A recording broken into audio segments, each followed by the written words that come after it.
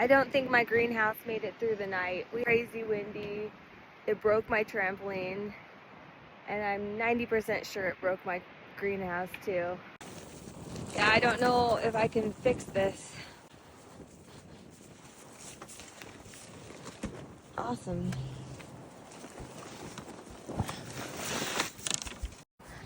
Dude, I'm sad. I'm really sad. It basically broke it at the hinges, like this metal's like totally bent. That sucks. Oh look, it's still blowing up. The wind that we're having, I don't know.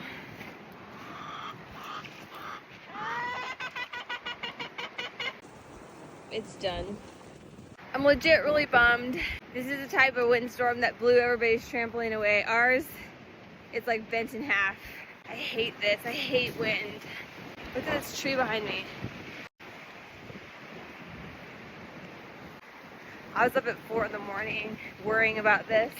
My husband goes, "What are you gonna do about it?" There's literally nothing you can do.